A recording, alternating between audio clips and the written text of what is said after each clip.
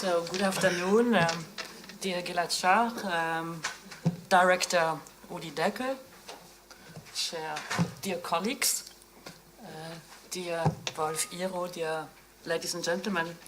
Thank you very much for that invitation. It is a tremendous pleasure and a great honor for me to participate at your conference. You're focusing on the role of negotiations in today's times. And of course, this is a subject that is very dear to a diplomat. I'm absolutely sure that everything I say has been said already in the course of this expert meeting. But since I'm a diplomat, maybe this is also a particular perspective I can add. I should like to speak exactly from that perspective, and also as a diplomat and member of a Ministry of Foreign Affairs of a big democratic and European country. And I should like to mention also some main principles of foreign politics of that country, Germany, that is the wish, the vocation for the creation of a rules-based multilateral order based on multilateral negotiation processes.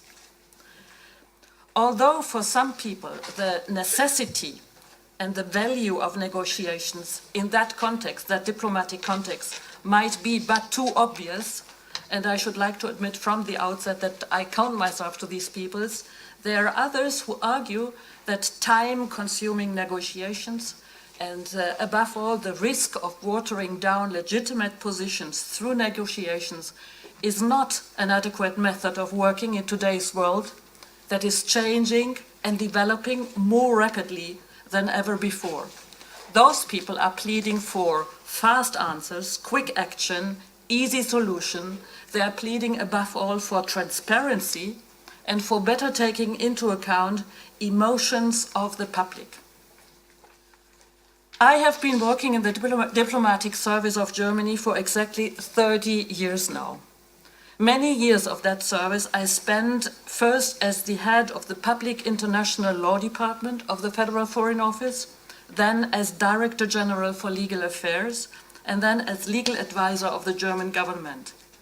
The essential tool of my work throughout all those years was seeking and building compromises through negotiations.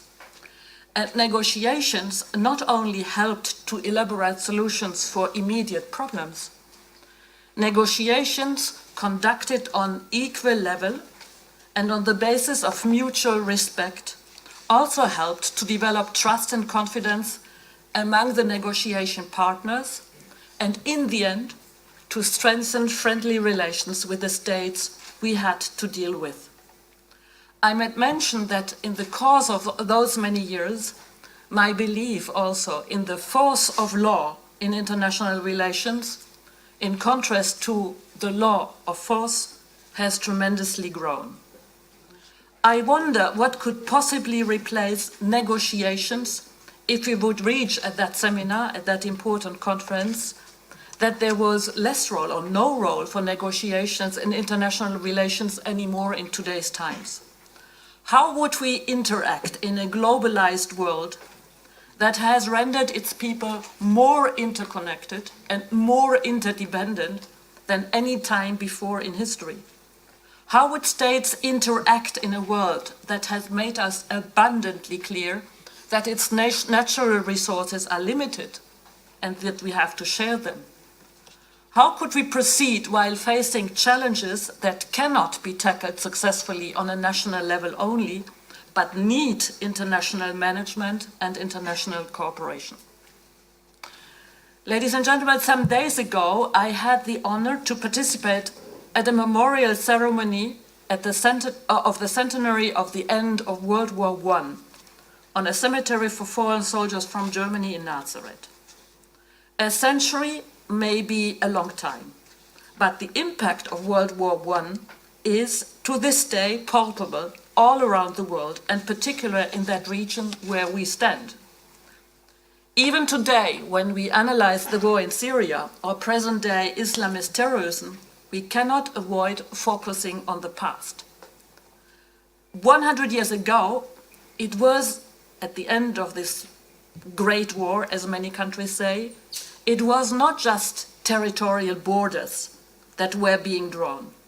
Processes to modernize society were being launched, and for the first time, key elements of today's liberal world order were being drafted. The lessons that the then American President Woodrow Wilson learned from World War I was that only a stable multilateral order to which the community of nations subscribes can guarantee peace and reconciliation worldwide.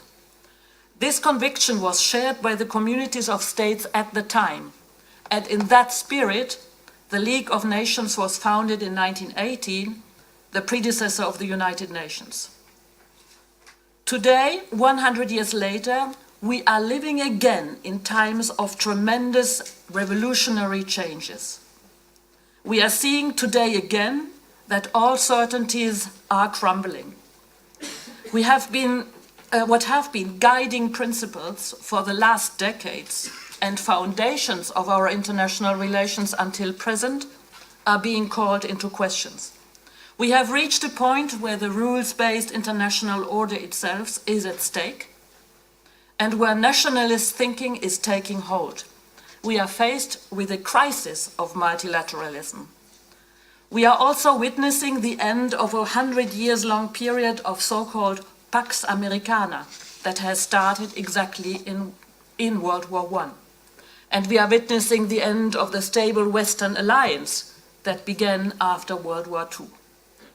We are living today in a fractured world, and we are moving from what has been, until recently, a unipolar world into a new, maybe zero-polar, maybe multipolar, new international system. The United States under President Trump is pursuing an American-first unilateral approach. A recent book that is on its way to becoming a bestseller by an Israeli philosopher seems to offer the foundations of this approach, the book by Yoram Hazony, The Virtue of Nationalism. The essence of Trump's foreign policy is the withdrawal from essential multilateral negotiations and from multilateral contracts like climate treaty, like landmark arms control agreements, like human rights treaties, and just these days, the International Migration Compact. For me, a lesson learned from World War I is that it was a war ultimately rooted in failed diplomacy. I think President Wilson was right in 1918. But a stable multilateral order is all about diplomacy and negotiating. Diplomacy as a tool for seeking win-win solutions, not deals with a winner and a loser. A win-win solution that it will eventually serve the interests of everybody and will be a way for durable, stable, accepted international solutions. History has proven that negotiations are the precondition for effectively addressing all the stages of a conflict cycle: prevention, conflict management, and conflict solution. And I see absolutely no alternative for that in the future. That is why Germany's credo, as I said, in foreign politics is the creation of a rules-based multilateral order. Germany does not believe in protectionism and not in isolism. We believe that isolation in international relations is not constructive. We believe that we need to cooperate, and we believe that protectionism is not the right answer. We believe that if things are not being run fairly or mechanisms are not reciprocal, then we should seek multilateral solutions and not unilateral responses. Our answer to the approach of America first, therefore, is Europe united and multilateralism. German foreign policy interest clearly is to strengthen Europe and to make Europe an actor and a pillar in a common approach to develop a stable international order. The European Union has proved to the world that multilateralism and sovereignty are not contradiction in terms. The EU countries were able to overcome wars and to integrate in peace and prosperity because the EU nations had the courage for reconciliation. The EU countries understood that in a world faced with immense global problems, they can only safeguard sovereignty if they work together and share sovereignty. For Germany, the transatlantic partnership still is the essential element of its foreign politics. But Germany is also ready to look for new international alliances and to contribute to the building of, let us call it, alliance of multilateralists with even changing partners. I would like to continue with some remarks of your choice of so-called critical agreements in world history. I think your choice is excellent because from each of those cases we can learn reasons why those negotiations were successful and change the situations for the better. You could, of course, have also looked into cases of failed negotiations, because also with those failed negotiations you can learn a lot. And I would like to mention one of those failed negotiations, the TTIP, the Transatlantic Trade and Investment Partnership, this negotiation process between the European Union and the United States for a free trade agreement. The aim of TTIP is most relevant and most important.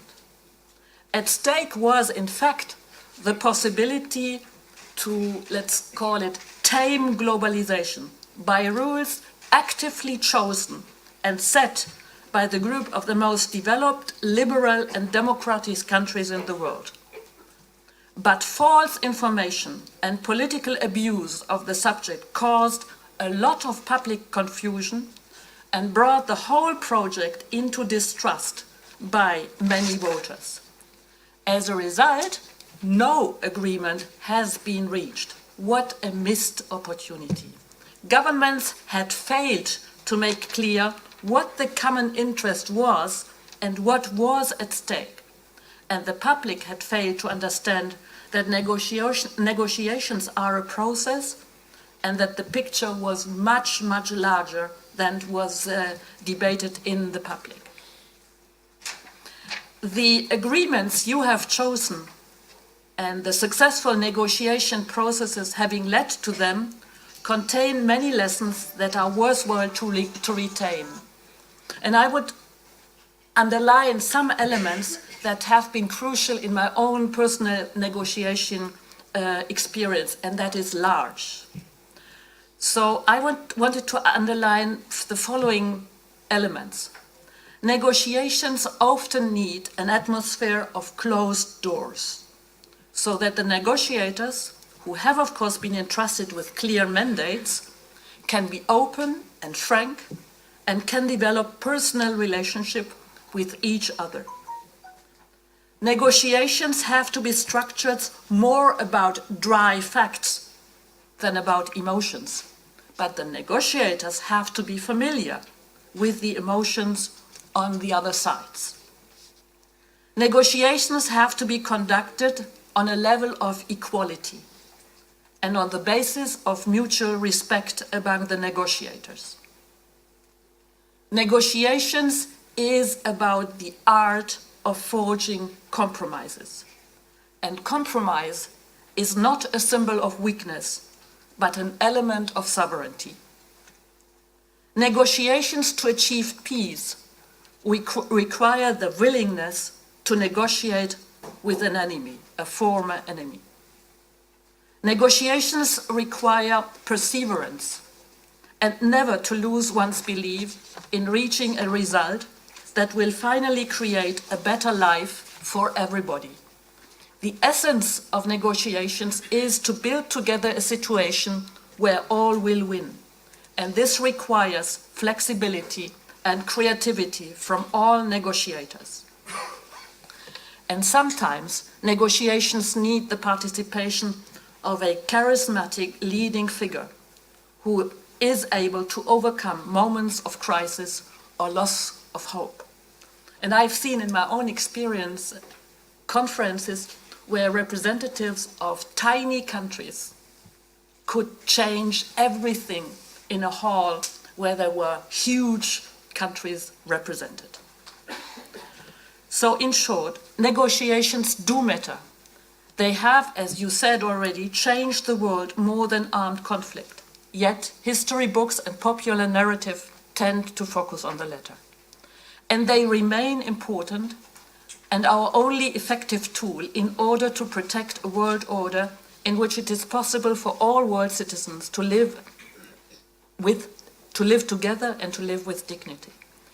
Even in the complex and fast-changing world of today, they are without an effective alternative.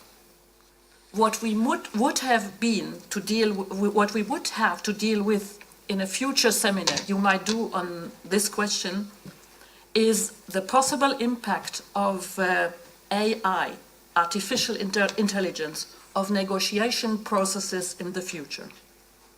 To your list of critical agreements in world history, you added cases of current conflicts that are yet to be resolved via negotiations.